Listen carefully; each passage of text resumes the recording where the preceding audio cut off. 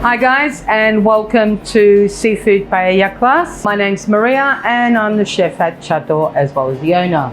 Okay, in this class, I'll first show you what we'll have. It's a seafood paella. So we'll have the calamares, which have already been cut and cleaned, mejillones or mussels, the sofrito, which is the base of most of Spanish cooking for stews. Basically, that has the tomato, the capsicum, the onion, and the garlic and white wine already blended and cooked. The saffron, paprika, and a little hint of thyme already dissolved in water for you. Whole prawns and pippies, peeled prawns and scallops, and of course, the star of the show, the rice. The rice is par cooked, so your cooking time is possibly halved. Instead of 30 odd minutes, it takes about 10 minutes to cook. All you need to have is some good olive oil, a paella pan. Now, if you don't have a paella pan, that's quite okay. Any flat-based pan or frying pan, as long as it's not a heavy base. For socarrat, you don't need a heavy base. This is a very light pan. You'll need some salt and water. This, which is for 2 people, you'll need about half a litre. This is a 1 litre jug. Okay, we'll start cooking now. Okay guys, paella pan on stove, heat up high, and be liberal with the olive oil. There's about, let's say, 4 tablespoons, give or take. Now, when you make a traditional paella, normally you put the rice at the beginning, mostly because the paella is made for a lot of people. So what you're trying to also do is coat the pan. This is a smaller paella, we're gonna add the rice later. First thing we're going to do is add, I'll lower the fire because it is a bit high, the prawns, the pippies, and the mussels.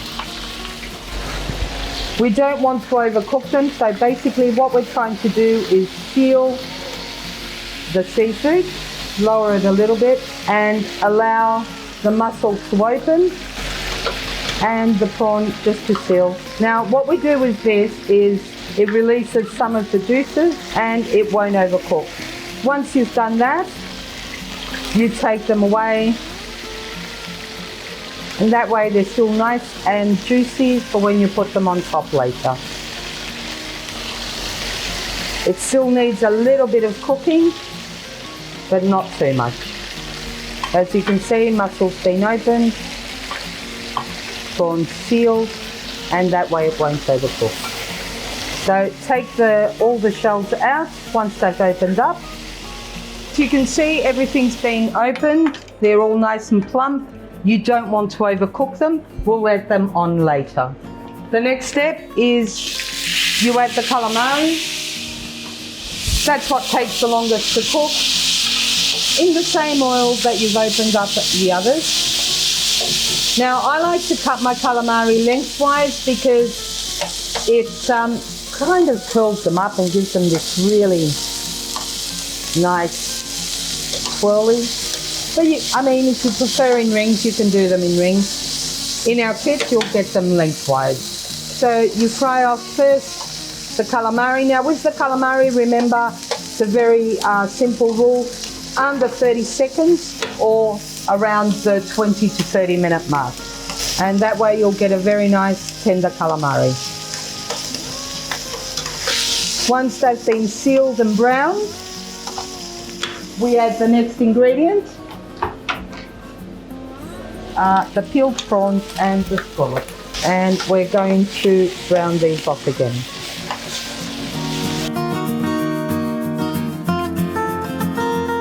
Okay, once everything's nicely browned off, at this point is when we add the sofrito. And remember, the sofrito already has the wine in it. Make sure everything gets nicely covered.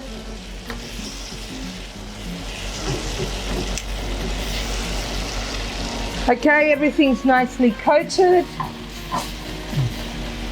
You can add the salt now, just a couple of little pinches.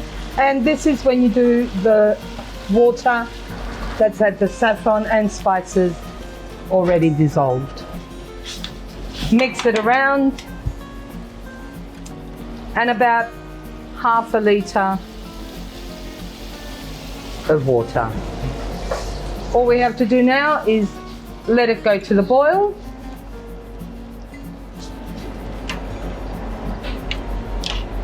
Now remember, the difference between a risotto and a paella is a dry rice dish.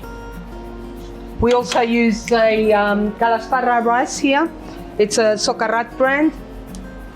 There's also Bomba. There's many other brands that you can use.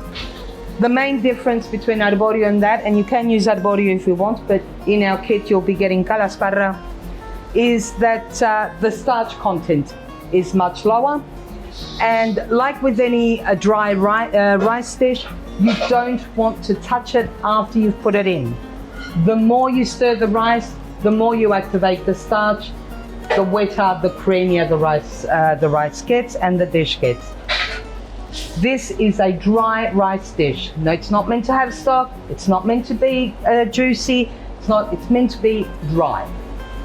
We also have in Spain what we call wet rice dishes, a lot more similar to risottos. But for paella, that's why we do it in a wide pan. And also remember, the rice needs to be about halfway through any of the pan that you use. Don't fill it up to the brim, because what you'll get is overcooked down the bottom, undercooked on top. So we want to have an even layer of cooked rice. As I said, salt is to your own taste. So I haven't included the salt. I haven't salted anything that goes in the kit, because we all have different salt tolerances. Okay, this has been boiling for about, let's say, 3 minutes.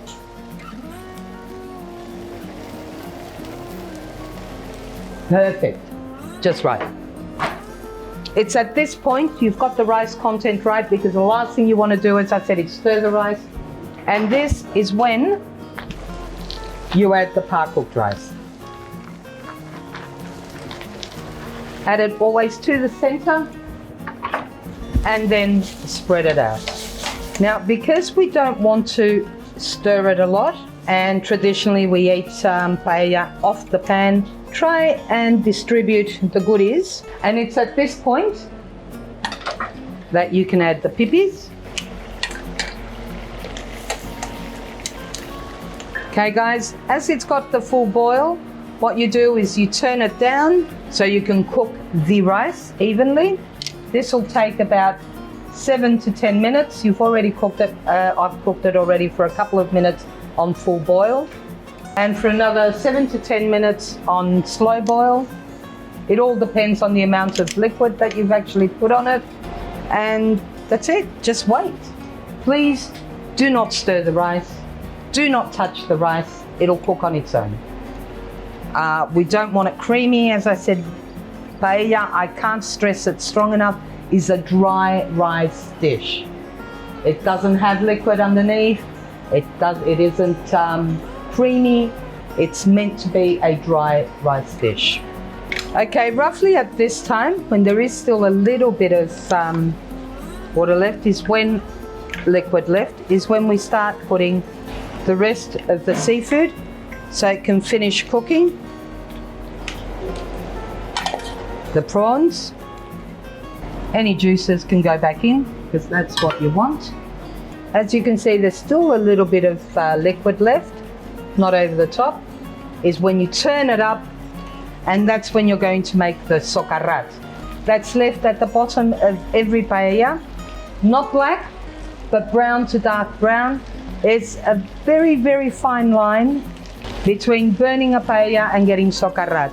So this should take about a minute or so, just till it fully dries. Turn the pan around so you can get all the flame on the edges as well as the center. And this is always done on high heat. God, that smells delicious. Okay, as you can see, it's dried up. And it's at this point when you turn it off. Okay, so let it mellow. Like any good marathon, you need a rest. And the paella needs a rest. So just wait for it to stop bubbling, and that's when you can serve. If you want, during this time, you can turn the prawns around just so they can heat up nicely on the other side, and voila.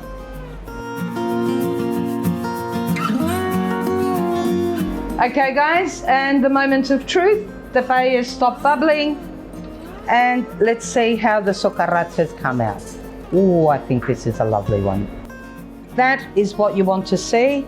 It's nice, crunchy, darkish brown. The rest of the rice is quite loose, as you can see. That's the caramelly part that you want.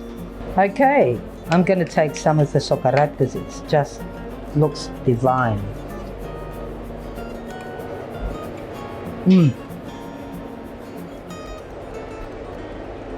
That's so good.